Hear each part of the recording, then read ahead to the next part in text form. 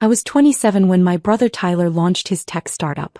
He was 31, freshly graduated from Stanford's MBA program, and absolutely convinced he was the next Steve Jobs.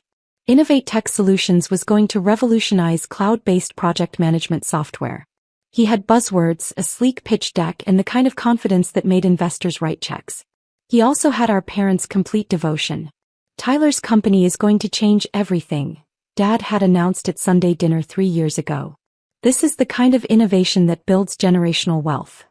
Mom had beamed. Our son, the entrepreneur. A CEO at 31.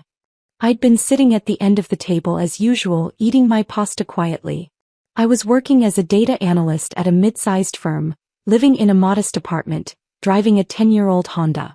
To them I was the boring one. The safe one. The daughter who chose stability over ambition. What they didn't know was that I'd been day trading since college.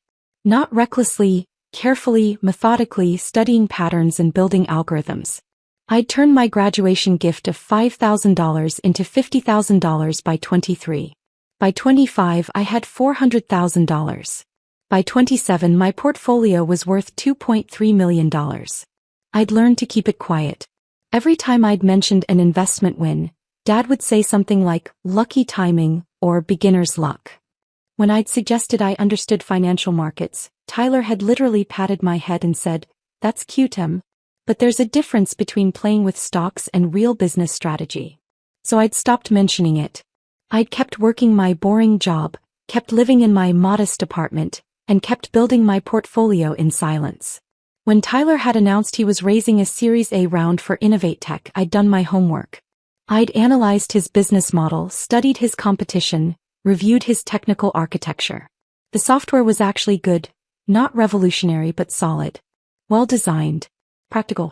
With the right funding and execution, it could capture a meaningful market share. I'd wanted to invest. Not because he was my brother but because it was genuinely a good opportunity. I'd seen worse companies get $100 million valuations. Tyler's startup had real potential. But I'd known better than to approach him directly. So I'd created a shell corporation, Cascade Ventures LC, and structured it through my investment advisor, Patricia Morgan at Silver Lake Capital. Patricia managed my portfolio and understood the need for discretion. She'd set up the entity, filed all the proper paperwork, and made sure everything was completely legal and separate from my personal identity. Then Patricia had reached out to Tyler's fundraising team with an investment offer. $40 million for 28% equity. A substantial Series A that would fully fund his product development, marketing, and expansion plans for the next 3 years. Tyler had been ecstatic. A $40 million commitment from a serious venture capital entity? It was more than he'd hoped for.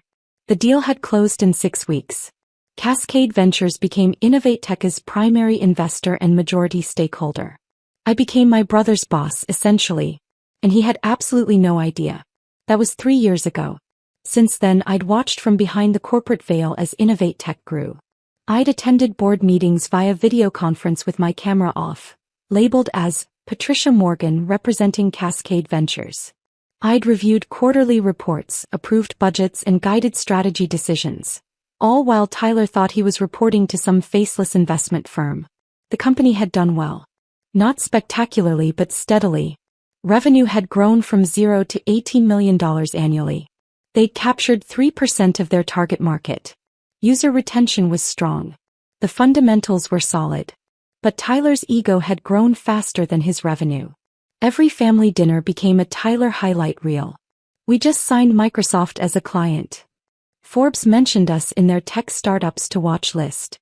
I'm speaking at 3 conferences next month. Dad would beam with pride. Mom would show everyone photos on her phone. Hi son, the CEO. I'd smile and nod and ask polite questions while internally reviewing the financial reports that told a more complete story. Yes, Microsoft was a client. A very small pilot program worth $50,000 annually. Yes, Forbes mentioned them, in a list of 50 startups, 1 sentence. Yes, Tyler was speaking at conferences, mostly because I'd approved the marketing budget that paid for sponsor speaking slots. None of that diminished the company's success.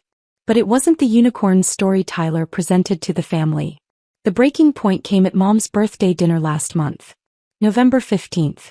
The whole family gathered at an upscale steakhouse, Tyler's treat, he'd insisted. He'd arrived in a new Tesla Model S, wearing a Breitling watch, carrying himself with the kind of swagger that made waiters uncomfortable. The company's doing incredibly well, he'd announced during appetizers. We're preparing for our Series B round. Looking at a $200 million valuation. Dad had whistled.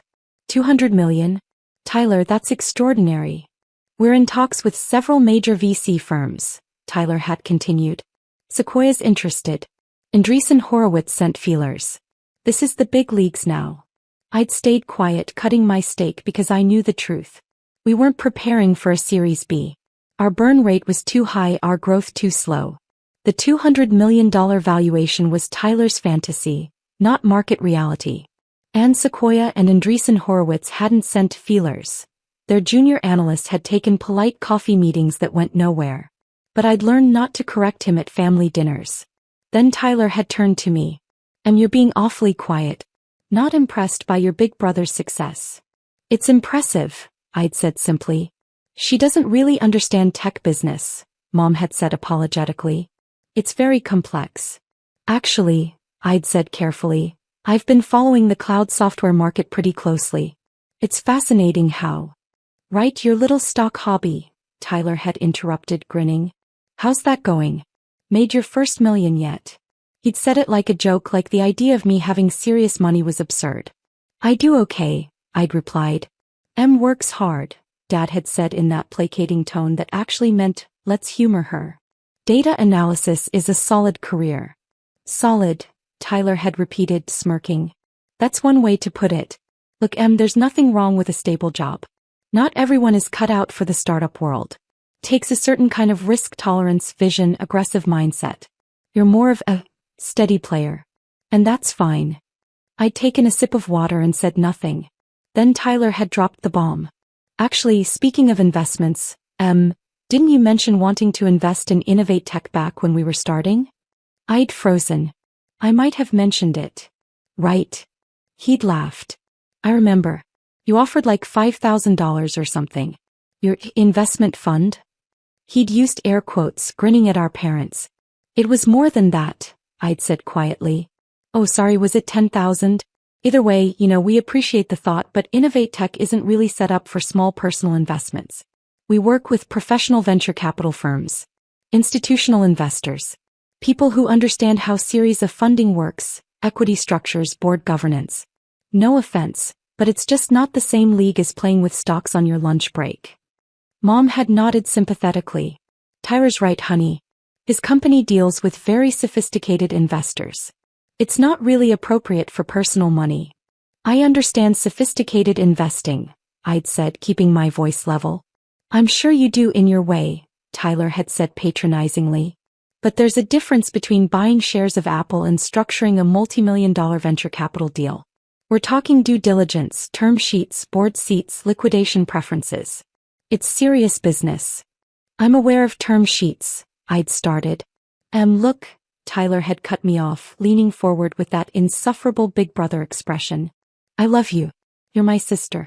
But you have to understand, I can't mix family money with business. It's messy. And honestly, I don't think you'd be comfortable with the kind of risk we're taking. This isn't safe, stable 9-to-5 money. This is aggressive growth strategy. We're burning through capital to scale fast. It's not the kind of thing someone with your conservative approach would understand. Conservative, I'd repeated. Risk-averse, he'd clarified. Which is smart. For you. You like your safe job, your safe investments, your safe life. Nothing wrong with that. But don't confuse that with what we're doing at InnovateTech. We're playing a different game entirely. Dad had raised his glass. To Tyler and InnovateTech. May the Series B be everything you're hoping for. Everyone had toasted. I'd raised my glass mechanically, my mind racing. I'd sat through 3 years of this. 3 years of being patronized, dismissed, treated like I couldn't understand basic business concepts. While I literally owned 28% of his company. While I literally controlled his funding. While I literally sat on his board under a corporate pseudonym. The rage had been quiet but absolute. After dinner, I'd gone home to my modest apartment and opened my laptop. I'd pulled up the Cascade Ventures documentation. The shareholder agreement. The funding terms. The liquidation clauses. Then I'd called Patricia. Patricia? It's Emily. I need to schedule a call with Tyler Chin, CEO of InnovateTech. Board business. Of course. What's the agenda? I paused, thinking about 3 years of condescension. 3 years of being told I didn't understand business while I funded his entire operation. 3 years of watching him take credit for success that my money had built. Investment review, I'd said. I'm considering liquidating our position. There had been a long silence on the phone. Emily, you're the majority stakeholder. If Cascade pulls out, InnovateTech loses its primary funding source. They'd have maybe 4 months of runway before they'd need to shut down or find emergency financing. I'm aware. Are you sure about this? I'd thought about Tyler's smirk. His patronizing tone. His absolute certainty that I was too small, too safe, too boring to play in his world.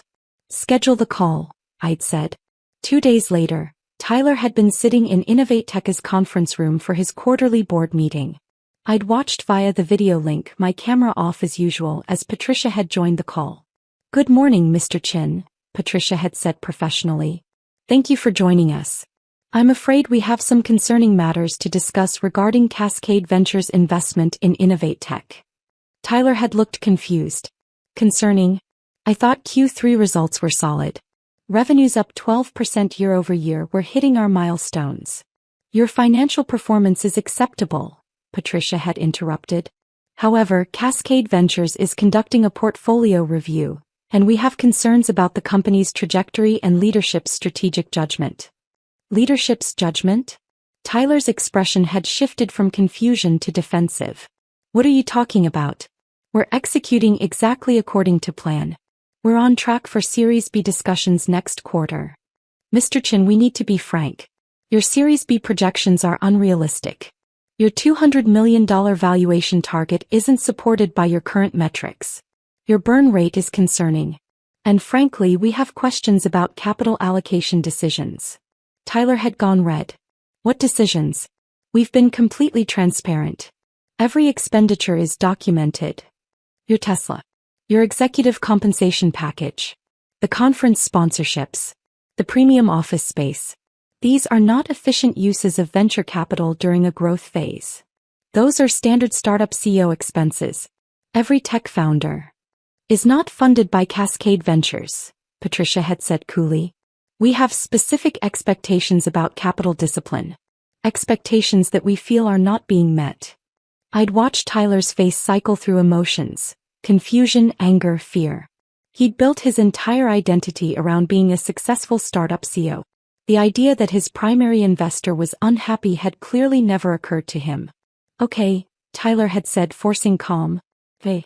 If there are concerns, let's address them. We can adjust spending. We can revise projections. What do you need from us? We need to discuss whether Cascade Ventures wishes to maintain our investment position, Patricia had said. The silence had been deafening. Maintain? You mean you're considering pulling out? We're evaluating all options, including liquidation of our equity stake. You can't. That would destroy the company. We're dependent on your funding for operations. If you pull $40 million out. We're aware of the implications, Mr. Chin. Which is why we're having this conversation. We need assurance that leadership is taking our investment seriously. I am taking it seriously. This company is my life. Everything I've built. His phone had rung. He'd glanced at it, irritated. I need to take this. It's my bank. Please do, Patricia had said. Tyler had answered, putting it on speaker. This is Tyler Chin. Mr. Chin, this is David Reynolds from Pacific Trust Bank. I'm calling about your business line of credit. We've been notified of potential changes in your company's capital structure, and we need to discuss your credit terms immediately. Tyler had gone pale. Changes? What changes? Our covenants require notification of any material changes in investor composition. We've received information suggesting your primary investor may be withdrawing. Is this accurate? We're just having discussions. Mr. Chin, if your Series A investor liquidates their position, your credit line will be immediately callable. That's $8 million you'd need to repay within 30 days. Tyler had looked at the video screen where Patricia's name was displayed, his expression panicked. This is a misunderstanding. Patricia, Ms. Morgan, we can work this out. We'll need to see significant changes, Mr. Chen, Patricia had said firmly. Another phone had started ringing. Tyler's cell this time. He'd looked at the screen, his hand shaking slightly. It's our CFO. Answer it, Patricia had said. Tyler had switched calls. Brian? What's wrong? Tyler, I'm getting calls from 2 of our major clients. They're asking about company stability.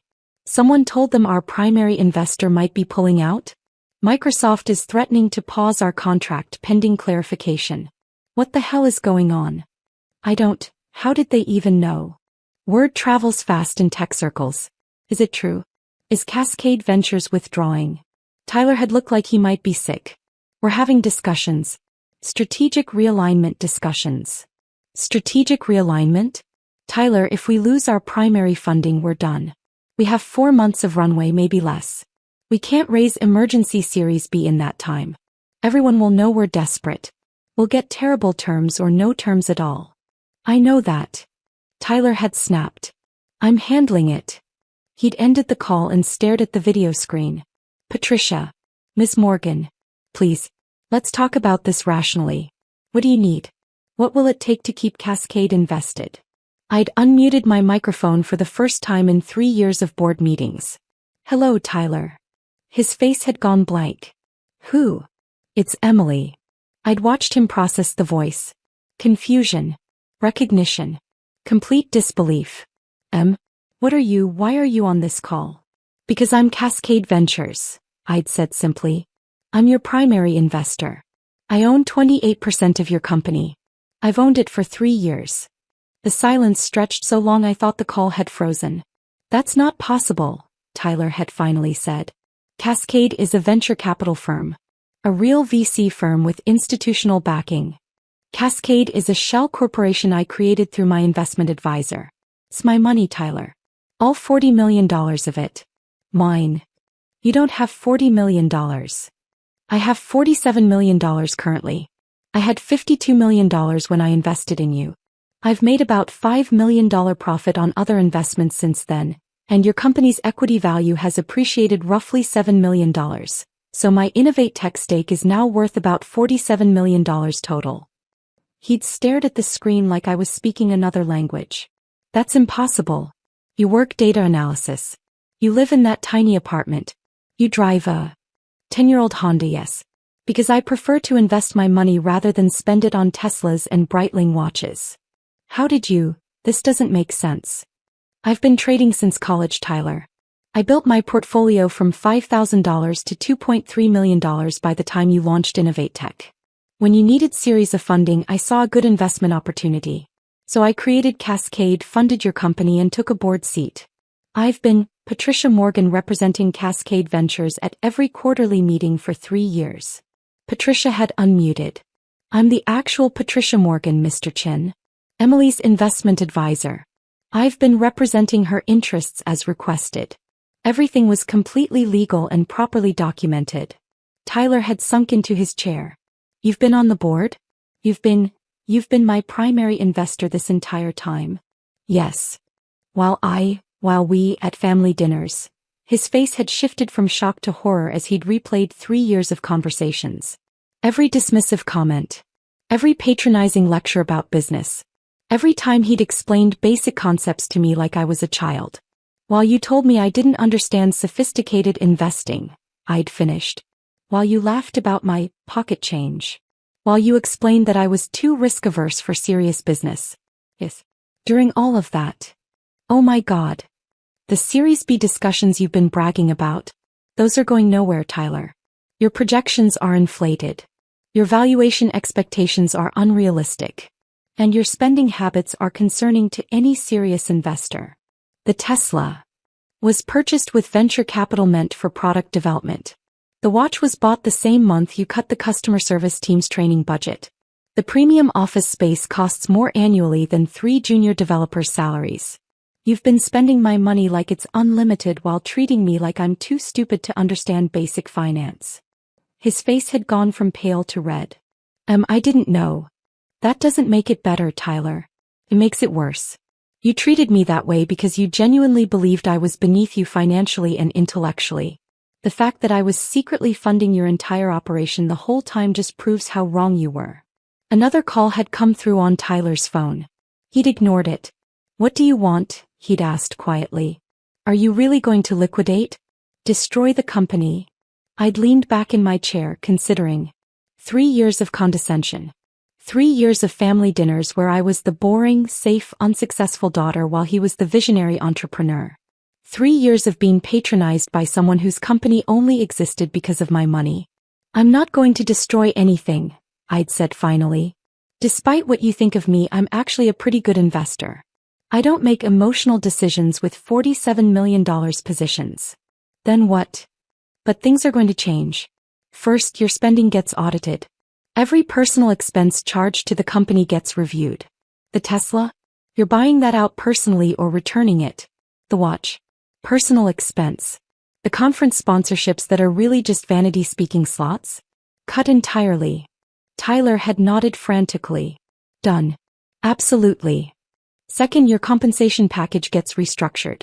You're currently paying yourself $280,000 annually plus equity.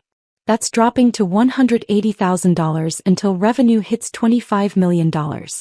You want startup founder money? Hit startup founder metrics. Hey. Yes.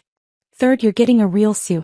Someone with operational experience who can rein in your spending and implement actual financial controls. I'm approving the hire and the search firm. You don't get veto power. Understood. Fourth, the $200 million Series B fantasy ends now. We're going to build a sustainable business with realistic projections. If that means slower growth, fine. I'd rather own 28% of a company worth $100 million than 28% of one worth zero because you burned through capital chasing unicorn valuations. Right. That makes sense. And fifth, I'd said, my voice hardening, you're going to tell our parents the truth. All of it. That I'm your primary investor. That I've funded your company from the beginning. That your success is built on my capital, not just your vision. And you're going to do it at this Sunday's dinner. In front of everyone. Tyler had closed his eyes. And that's, do we have to? Those are my terms, I'd said flatly. Accept them or I liquidate my position tomorrow and you can explain to Mom and Dad why your company collapsed. I accept, he'd said immediately. All of it. I accept. Good. Patricia will send you the updated agreements. Sign them by end of day Friday. I will. Can I just say, I'm sorry. I was an ass. I was completely wrong about you. Yes, I'd agreed. You were. But you can start making it right on Sunday. I'd ended the call and sat in my apartment, hands shaking slightly with adrenaline. 3 years of hidden identity revealed in 15 minutes. 3 years of secret control brought into the light. Sunday dinner was at Dad's house. I'd arrived early, settling into my usual spot at the end of the table. Tyler had come in looking like he might throw up, which gave me a certain satisfaction. Mom had started her usual routine. Tyler, honey, how's the company? Any news on that Series B? Tyler had glanced at me. I'd raised my eyebrows slightly. Actually, Mom, Dad, everyone, I need to tell you something. About the company. About how it got funded. Dad had perked up. Oh. New investor coming in. No. Old investor. Original investor, actually. Tyler had taken a deep breath. 3 years ago when I was raising my Series A, I got a $40 million commitment from a venture capital entity called Cascade Ventures. That's been our primary funding source since launch. It's what built the company. We know that, honey, Mom had said. What you don't know is who Cascade Ventures is. He'd looked directly at me. It's Emily. Em created Cascade as a shell corporation and invested her own money. $40 million of her own money. She owns 28% of InnovateTech. She's been on the board of directors for 3 years. She's not just my sister. She's my boss. The table had gone completely silent. Dad had looked at me. Emily, you have $40 million. I have about $47 million currently, I'd corrected. My portfolio's done well. But you work as a data analyst. I work as a data analyst because I like the work and it's flexible, I'd said.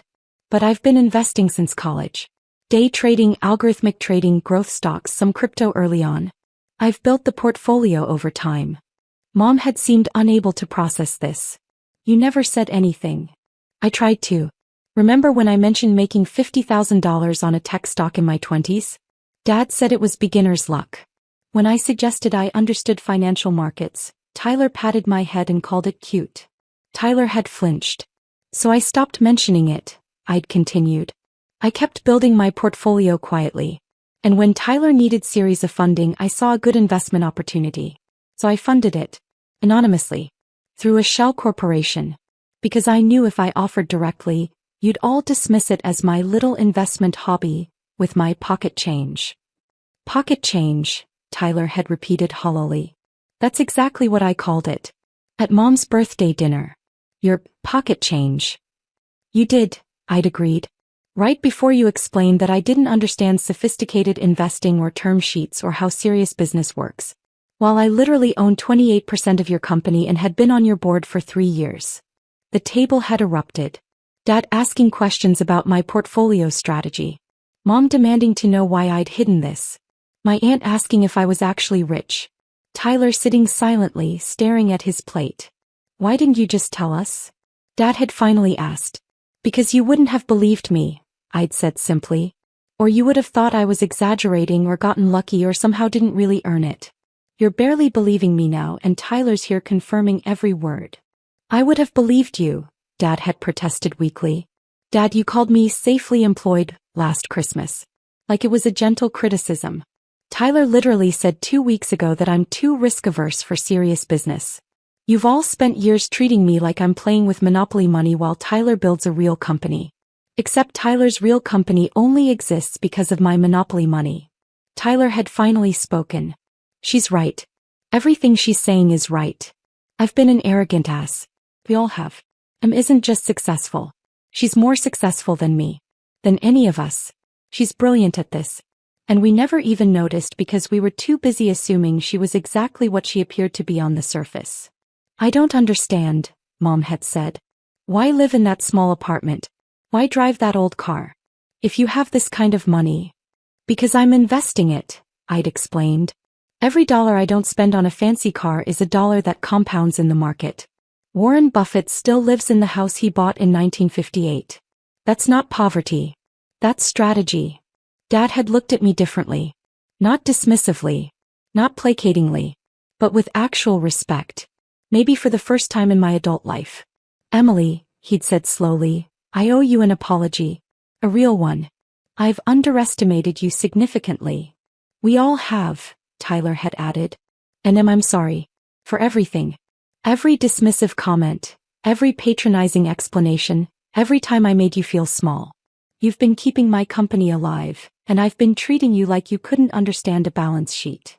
You really couldn't? I'd asked pointedly. He'd smiled slightly. Apparently not as well as you do. The conversation had shifted then.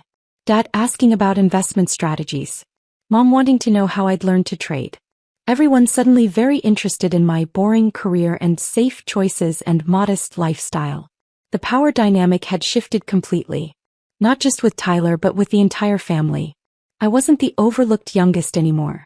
I was the secret genius who'd funded her brother's entire empire while he patronized her. Later, Tyler had caught me in the kitchen. For real, are we okay? The company, I mean. You're not actually going to pull funding, right? Not if you follow the new terms, I'd said. Cut the wasteful spending, hire the COO, build sustainably. Do that and we'll be fine. I will. I promise. He paused. I really am sorry. I was so focused on being the successful one, I never considered that you already were.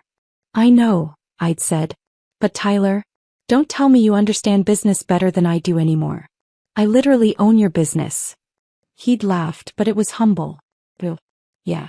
I got that message pretty clearly. The story had made it into the family lore. The time Emily revealed she was secretly rich and had been funding Tyler's company the whole time. It was told at every gathering, every holiday, every family event. Sometimes with embarrassment. Sometimes with pride. Always with a certain sense of disbelief. Tyler's company had stabilized. With proper financial controls, realistic projections and disciplined spending, InnovateTech had actually become more attractive to investors. 6 months later, they'd successfully closed a Series B at a $120 million valuation. Not the $200 million fantasy Tyler had wanted, but a realistic number backed by solid metrics. My 28% stake was now worth approximately $34 million, a decent return on my original $40 million investment when combined with the dividend distributions I'd received. Not spectacular but solid. Sustainable. And I was no longer the invisible family member. I was Emily Chin, the data analyst who turned $5,000 into $50 million and funded her brother's tech company without him knowing. At Christmas dinner this year, Tyler had stood up with his wine glass. "I want to make a toast," he'd said. "Tim. My sister, my primary investor and the smartest person in this family. Who taught me that success doesn't always look like what you expect, and that the quietest person in the room might be the most powerful." Everyone had raised their glasses. I'd smiled, staying seated at the end of the table. My choice now, not a relegation. "To M," they'd chorused. I'd taken a sip of wine and thought about 3 years of secret board meetings. 3 years of funding my brother's dream while he dismissed mine. 3 years of being underestimated while I held all the power. "To family," I'd said quietly. "May we all learn to look a little deeper." Tyler had met my eyes across the table and nodded. A real acknowledgement. Real respect. It had only taken $40 million and a near collapse of his company to get there. But I suppose some lessons were expensive.